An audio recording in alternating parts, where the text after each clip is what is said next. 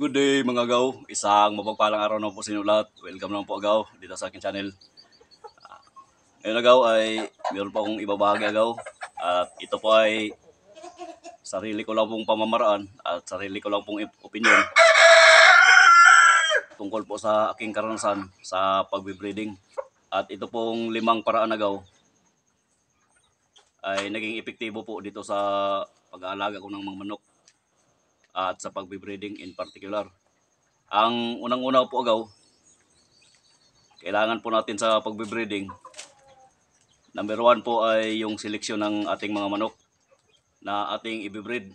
Unang-una agaw ay siyempre mamimili po tayo agaw ng mga inahin at saka yung tandang na yung gagamitin nating materialis para sa pagpapalahi.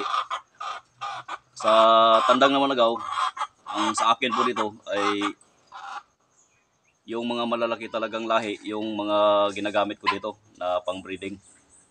Kahit na anong linyada man yan, basta malalaki yung lahi, yun po yung ginagamit ko dito para magkaroon po ako ng magandang production ng mga malalaking manok. So bali po agaw ay exempted na po dito yung breeding ng native chicken kasi maliliit po yun, at ang disadvantage po noon ay matagal po nating mapapalaki yung mga manok. Di katulad ng mga ganitong lahi na malalaki at matangkad, ay 3 to 4 months po ay pwede na po nating maibenta at mapakinabangan, o kahit na ulamin natin ay meron na pong malaking karne yan. At sa inahin naman agaw, siyempre pinipili ko po dito yung mga may malulusog na katawan agaw. At kung makikita nyo po, ang ginagamit kong breeding ngayon, materials na inahin, ay ito pong white leghorn. Yan. Bali 5 po ito. Galing po ito sa mga alaga ko dito, paitnoging manok, na unti-unti ko na pong dinidispatcha at ibinibenta ng kal. Yan. Ngayon po ay dito ako nakapuko sa white leghorn dahil gusto ko pong makita kung ano yung kalalabasan nito na pamaris dito sa basilan, yung tandang. So, kailangan talaga agaw na healthy yung manok o inahin na ating gagamitin para naman po maganda yung kanilang pagpapangitlog at maganda rin po yung kalalabasan ng mga sisiw balang araw. At ang pangalawang paraan naman agaw ay yung pagdi-deworm. So kailangan po nating i-deworm agaw yung mga manok na gagamitin nating pang breeding. So kailangan po yun agaw para malinis po talaga yung kanilang katawan, ni kahit na isang bulate ay dapat mawala yun para tuloy-tuloy po yung pupangitlog at hindi po may stress yung manok dahil po sa bulate. Kasi po kapag meron pong bulate yung mga manok natin agaw, ay hihina po yung kanilang pagpapangitlog at saka hindi masyadong maganda yung fertility ng itlog na kanilang inilalabas. So ito agaw, ito silang lahat ay na-deworm ko na po agaw. Yan, ang ginagamit ko lang po agaw ay itong Birex na pamurga. Ito yung binili ko dahil mura lang, 13 pesos lang po kada sachet. At isang bisis ko lang po itong pinurga. Itong 6 na manok, 5 inahin at saka isang tandang.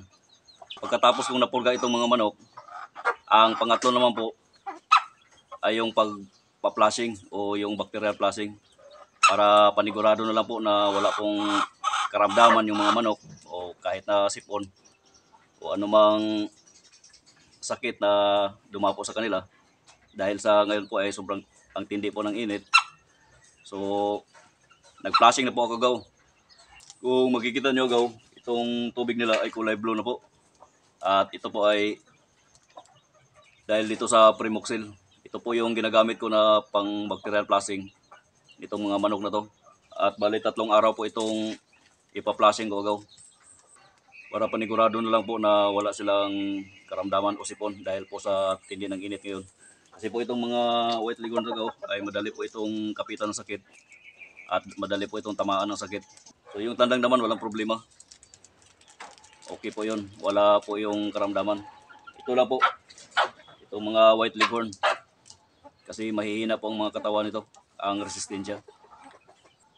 So ang pang-apat naman po agaw, na paraan ko dito, ay yung pag-chin feeding agaw. Itong mga manok na to, itong 5, ay galing po sa feeding ng feeds na pampaitlog. So kailangan ko po yung burahin dahil po kapag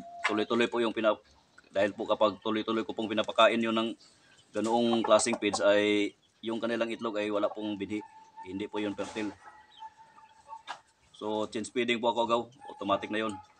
So ang ginagamit ko agaw, na subok ko na po na feeds para sa pagbe-breeding ay ito pong gawa ng Thunderbird agaw. Yan.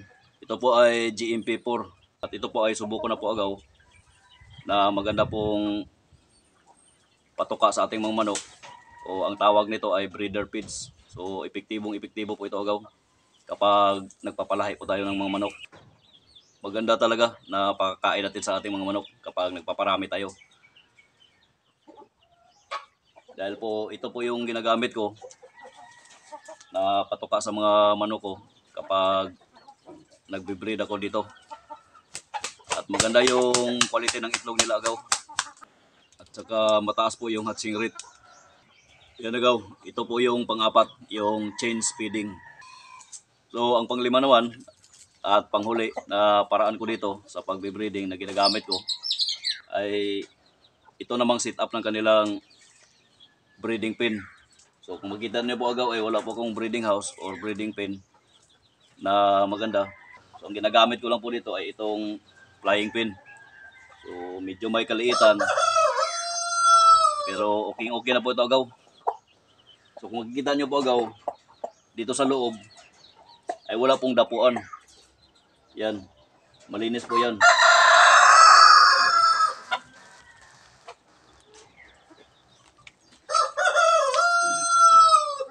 Po yung ginagawa ko dito agaw, itong dapuan nila, ito. Kada umaga po agaw ay tinanggal ko po ito. Sa kadahilanan po agaw na para hindi po dapo ng dapo yung mga inahin ko dito na binibreed. At para makasigurado ako agaw na silang lahat po ay sigurado pong makakastahan ng tandang sa bawat araw ng kanila pagsasama dito. Yan. Pero pagdating ng takip silim agaw ay ibabalik ko po ito para makadapo po itong mga manok na to dito.